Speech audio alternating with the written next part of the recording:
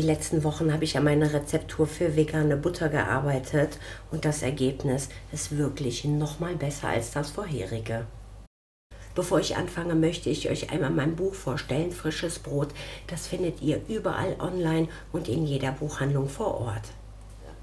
Als erstes nehme ich Pflanzenmilch. Meiner Meinung nach eignet sich die Milch aus Erbsenprotein am besten. Solltet ihr die Milch nicht bekommen, könnt ihr auch jede andere Pflanzenmilch, wie zum Beispiel Hafer, nehmen. Und dann brauchen wir 60 Milliliter. Dann brauchen wir geschmacksneutrales Öl. Ich nehme am liebsten Rapsöl. Davon brauchen wir 120 Milliliter. Dann brauchen wir Salz. Schaut mal, ich habe hier so eine wirklich gute Messerspitze. Und dann brauchen wir als letztes noch Kurkuma. So eine gute Messerspitze. Das verrühre ich schon mal mit einem Schneebesen. Als letztes brauchen wir 200 Gramm Kokosöl. Desodoriertes Kokosöl. Das ist im festen Zustand. Ich habe das vorher schon geschmolzen. Verwechselt das auf keinen Fall mit nativem Kokosöl, sonst habt ihr Butter mit Kokosgeschmack. Jetzt brauchen wir das Ganze nur noch mit einem Pürierstab vermischen.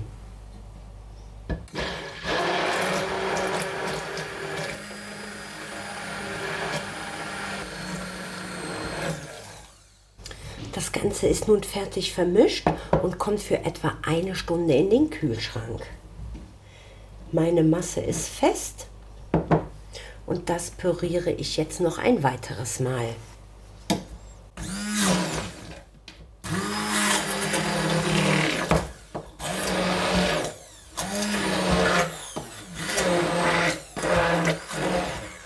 Es ist ganz oft, dass sich am Rand die Butter absetzt. Das müsst ihr dann einmal mit einem Silikonlöffel richtig vom Rand lösen.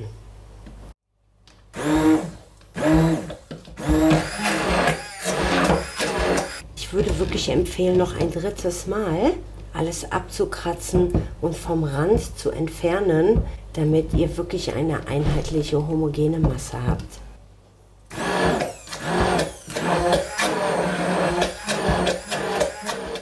So, dann könnt ihr das Ganze einmal abschmecken, ob vielleicht noch Salz fehlt.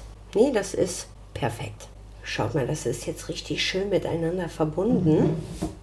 Und das kann ich nun in meine Gläser umfüllen. Dann nehmt ihr am besten solche Gläser.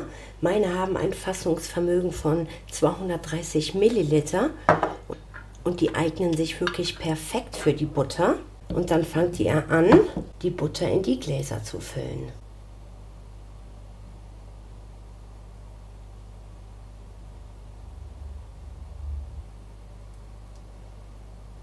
So, das erste Glas ist fertig. Und dann fülle ich das zweite.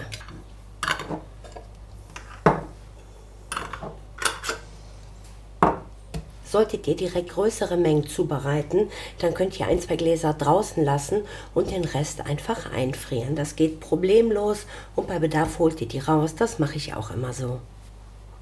Und das stelle ich erstmal in den Kühlschrank und dann zeige ich euch gleich die Streicheigenschaft. Meine Butter ist ausgekühlt. Ich finde, die Gläser eignen sich wirklich perfekt dazu. Man kann sie toll aufbewahren, einfrieren. Und schaut mal, wie toll das geworden ist. Und jetzt zeige ich euch, wie streichzart die Butter ist.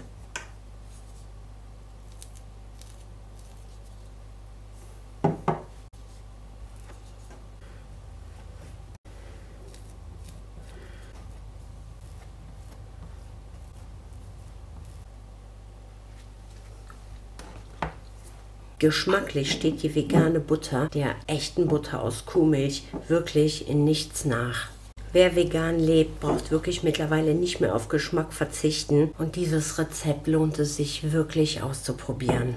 Das war's von mir, probiert das aus und wenn ihr mich noch nicht abonniert habt, dann freue ich mich, wenn ihr das jetzt macht. Damit würdet ihr mir wirklich helfen, dass ich auch in Zukunft weitere Videos drehen kann.